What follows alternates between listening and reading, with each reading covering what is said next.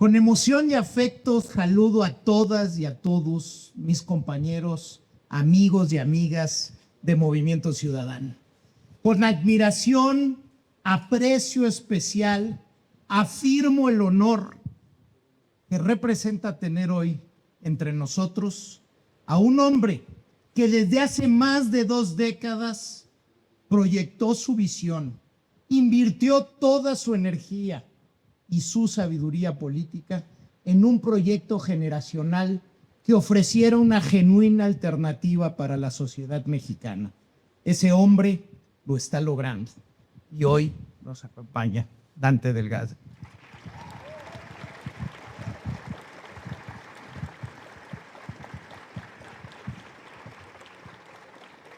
Saludo también con afecto a mi gran amigo y dirigente Jorge Álvarez Maínez, y a través de Jorge saludo a Movimiento Ciudadano, quien es la fuerza política que abre sus puertas al pensamiento a ciudadanas y a ciudadanos para poder pensar en México. Y quiero subrayar la presencia de un gran gobernador, porque es a través de sus ejemplos, el gobernador Pablo Lemus, que podemos hablar de que un mejor país sí es posible.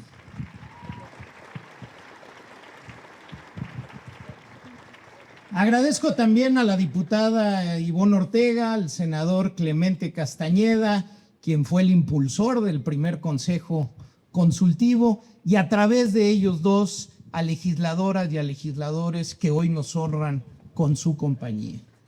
Y saludo con gratitud a las mujeres y los hombres de la academia, de la sociedad civil, del sector empresarial y del pensamiento público que hoy nos acompañan.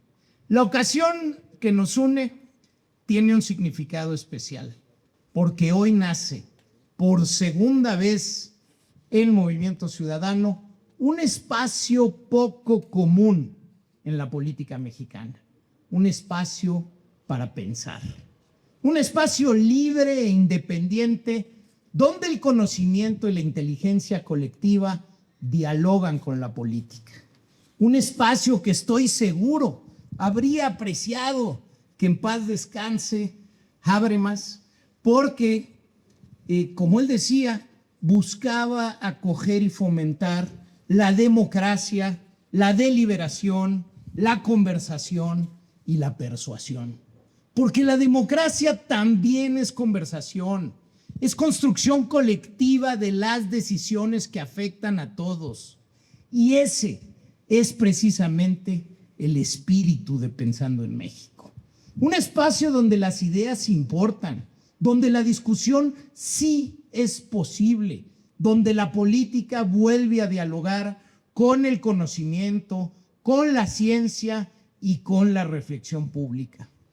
Porque si algo necesita México con urgencia, es mejor pensamiento público. Vivimos un momento complejísimo para el mundo. Los grandes problemas de lo que Luigi Ferragoni hablaba, la gran encrucijada de la existencia humana, encajan de manera dramática en México. El calentamiento global y la crisis climática que redefine nuestro futuro. El regreso insensato del riesgo nuclear que aún hoy hiberna latente en miles de cabezas atómicas que poseen precisamente los países que hoy se encuentran en guerra. La multiplicación de las desigualdades, la miseria y de la muerte de millones de seres humanos por hambre y enfermedades curables, de la discriminación endémica de las mujeres y la exclusión de jóvenes. A su lado, la obscena acumulación milmillonaria de fortunas que están determinando el rumbo de la política y de las decisiones vitales que nos corresponden a todos. La expansión de regímenes autoritarios que violan sistemáticamente la ley, restringen el pluralismo, cancelan libertades fundamentales y los derechos de la dignidad humana. La violencia creciente del crimen organizado y sus redes destructoras. y el drama de los centenares de miles de migrantes, cada uno de los cuales abandona su lugar de origen huyendo de una de las tragedias anteriores. Y frente a ello, millones de jóvenes en México y en el mundo que hacen una pregunta esencialmente legítima: ¿nos podrá ir mejor que a las generaciones anteriores?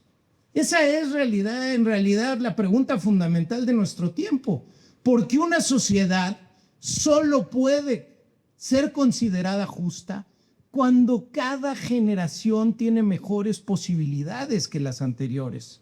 En ese sentido, la historia nos ofrece lecciones importantes. Hace un siglo, nuestros bisabuelos padecían la gripe española, la Primera Guerra Mundial, la Gran Depresión, nosotros la recesión del 2008, la pandemia de COVID y las guerras insoportables. En aquellos 30 llegaron partidos extremistas, especialmente de extrema derecha. Se lanzaron sobre sistemas políticos desprestigiados, tal y como los de hoy. El resultado fue una primera ola de desmantelamiento de las democracias y un auge del autoritarismo. En aquel entonces, el resultado fue el infierno. Pero para la barbarie y pasada esta de la Segunda Guerra Mundial y el Holocausto, muchas sociedades decidieron construir algo diferente. Decidieron que el miedo, la desigualdad y la destrucción no podían ser destino permanente de la humanidad. Y entonces nació uno de los proyectos políticos más exitosos de la historia, el Estado de Bienestar. Inspirado en gran medida por las ideas de la socialdemocracia, ese modelo que ha logrado algo extraordinario: combinar libertad democrática, prosperidad económica y justicia social. Gracias a ese proyecto, millones de personas en otras latitudes accedieron a educación y salud de calidad y oportunidades reales de movilidad social.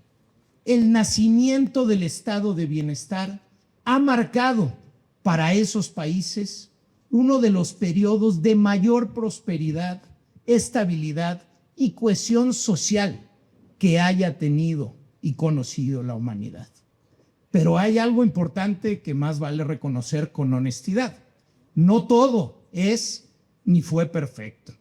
También hay errores, hay políticas que no funcionaron como se esperaba, o enormes burocracias que aletargaron que sucediera lo bueno. Hubo y hay decisiones que no lograron responder a las nuevas realidades sociales, económicas y tecnológicas. Por eso, no se trata simplemente de intentar repetir las fórmulas de otros lugares, de otros tiempos. Se trata de no tener que pasar por el infierno para preguntarnos cómo podría ser el estado de bienestar del siglo XXI, el estado de bienestar, Maynes, del México nuevo. Y aquí es donde este espacio que nos da la oportunidad Movimiento Ciudadano de tener, cobra todo su sentido. Porque este es apenas un primer momento para pensar. No estamos aquí para afirmar que todas las respuestas, como decía Julián, ya existen. Estamos aquí para hacernos preguntas sobre el país que queremos construir. ¿Cómo apuntalamos en los eternos pilares de la socialdemocracia las nuevas realidades manifiestas en nuestros tiempos? ¿Cómo hacemos posible la vivienda para la juventud? ¿Cómo debe de funcionar un sistema de salud del siglo XXI? Un sistema que vire de lo curativo a lo preventivo, uno que aproveche los avances científicos, las capacidades diagnósticas de la inteligencia artificial, la medicina a distancia, la genómica, la robótica. ¿Cómo garantizamos que la innovación tecnológica genere oportunidades y no nuevas desigualdades? Que cuando logremos imprimir un corazón en una impresora de tercera dimensión, no solo lata en el cuerpo de un integrante de las familias más ricas, sino en un señor, una señora Rarámburi de la Tarahumara. ¿Cómo construimos ciudades más habitables, donde hagamos camino en transporte público y no en auto, donde trasladarse de la habitación al lugar de trabajo no suponga desplazamientos dispendiosos de combustible, de tiempo y de vida? ¿Cómo desarrollamos un sistema de cuidados que reconozca y acompañe el trabajo, sobre todo de millones de mujeres que lo realizan todos los días sin remuneración? ¿Cómo aseguramos que el crecimiento económico sea compatible con la sostenibilidad ambiental? Son preguntas enormes, sí, y es justo por eso que necesitamos espacios como este. Espacios donde la política vuelva a dialogar con el conocimiento, con la ciencia y con la reflexión pública. Porque si bien México enfrenta desafíos enormes, también tiene oportunidades extraordinarias. Y sí, soy un optimista. Decía Jorge Seprum, no se puede estar en política si no se es optimista. Lo soy porque existen ejemplos que demuestran que avanzar hacia mayores niveles de bienestar sí es posible. En Nuevo León ha sido prácticamente erradicada la pobreza extrema. Además, 9 de cada 10 habitantes tienen cobertura de servicios en salud. En Jalisco, y lo que falta, gobernador, 9 de cada 10 personas tienen acceso a un sistema de alimentación nutritiva y de calidad. Y el estado de Jalisco, gracias a gobernadores como Pablo, ha alcanzado una eficiencia terminal en bachillerato superior al 96%. Esos avances no son casualidad, son resultado de políticas públicas serias, de trabajo técnico y de mejores gobiernos. Y demuestra algo muy importante: el bienestar no es una utopía, es una construcción política. La pregunta entonces es inevitable. Si otros países como Suecia, Noruega, Dinamarca, Japón, España, Uruguay lograron construir sociedades más prósperas y más justas y edificaron estados de bienestar en menos de una generación, ¿por qué México no habría de lograrlo también? ¿Con qué tipo de país soñamos? Yo sueño con un país donde la libertad individual encuentre equilibrio con el interés general, con el interés de todas y de todos. Un país donde los jóvenes puedan imaginar un futuro aquí, en México. Y cuando pienso en ese desafío, pienso necesariamente en mis hijas. Pienso en Sofía y en Victoria, precisamente en Sofía, que hoy cumple 24 años. Pienso en la angustia que me provoca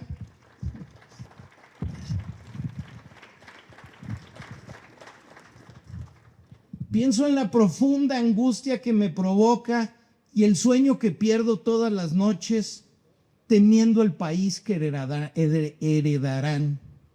Un país en el que sus amigas no pueden independizarse porque es imposible rentar un espacio con sus sueldos.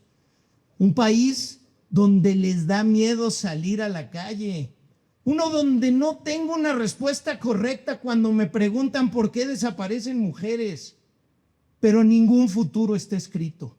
Depende de nosotras, depende de nosotros.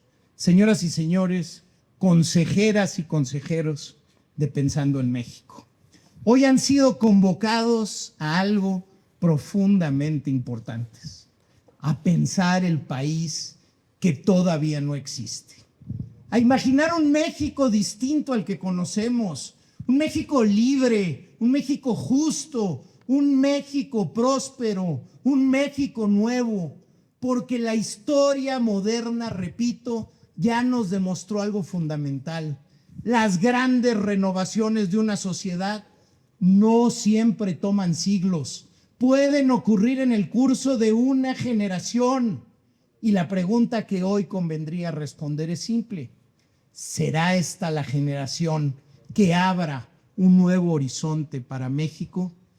Yo quiero creer que sí. La convicción me la da verlos a ustedes, ver el entusiasmo con el que aceptaron la encomienda del Consejo Colectivo y además ver a mis compañeras y compañeros de Movimiento Ciudadano que salen todos los días a la calle a luchar por ese México nuevo posible. Y entonces afirmo, claro que sí se puede. Por ello, por estimular el más genuino de los optimismos, de mis optimismos, a ustedes, muchas, muchas, muchas gracias.